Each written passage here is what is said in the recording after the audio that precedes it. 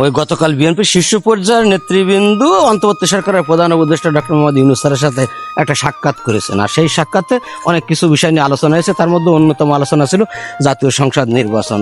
তো জবাবে অন্তর্বর্তী সরকার বলেছে যে ডিসেম্বর কিংবা আগামী বছরের জানুয়ারি জুন মাসের মধ্যে নির্বাচন হবে।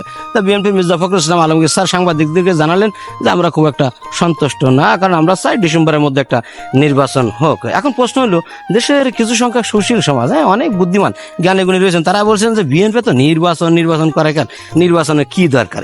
এই যে কি দরকার, এটা একটি টার্নিং পয়েন্ট। কেন টার্নিং পয়েন্ট? ওই বিগত আওয়ামী লীগ সরকার যখন ক্ষমতায় ছিল তখন ওই আওয়ামী লীগ নেতাকর্মীরা একই কথা বলতো, বিএনপি নির্বাচন করে। কিসের নির্বাচন? এদেশে উন্নয়নের জোয়ারে বাঁচতেছে, এরা জনগণ ভোট এখন আর চায় না।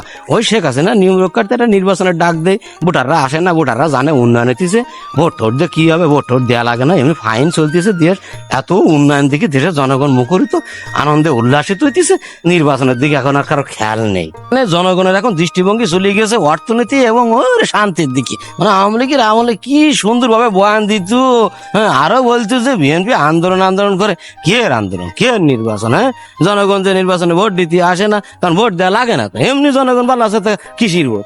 এবার এই কথাগুলো আওয়ামী লীগ বলতো। তো এখন যারা ওই সে আওয়ামী লীগ কায়দায় বলতেছেন বিএনপি কেন নির্বাচন চাচ্ছে, কিসের নির্বাচন, তাহলে আওয়ামী লীগের কাছ থেকে ওই শিখা বার্তাগুলো এখন বলছেন কারণ কি, উদ্দেশ্য কি আপনাদের? নির্বাচন ছাড়া এই রাষ্ট্রের মানুষের ভাগ্য নির্ধারণ করা সম্ভব হয়?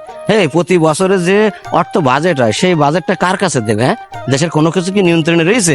আপনি নির্বাচন দেন আর না দেন, বিএনপি বলবেই বলবে। আপনি রাগ করলেই করেন কাজী, কারণ বিএনপি আছে একটা ডেমোক্রেসি পার্টি। আর গণতন্ত্রের আসল সৌন্দর্য হলো নির্বাচন। জনগণ ভোট দিয়ে যাদেরকে সমর্থন করবে তারা ক্ষমতায় আসবে। বিএনপি নাও আসতে পারে, বিএনপি ফেল করতে পারে, নতুন দল আছে, অন্য দল রয়েছে, জামাত রয়েছে, তারাও আসতে পারে। এ ব্যাপারে বিএনপির কোনো দ্বিমত নেই, কিন্তু নির্বাচনের কথা বিএনপি বলবে। আপনি রাগ করলেই করবেন, কারণ আওয়ামী লীগও রাগ করতো, আপনারাও রাগ করতেছেন, এখানে তার কিছু বলার নেই। এটি আমার কথা। সবাই ভালো থাকবেন। খোদা হাফেজ। বাংলাদেশ জিন্দাবাদ।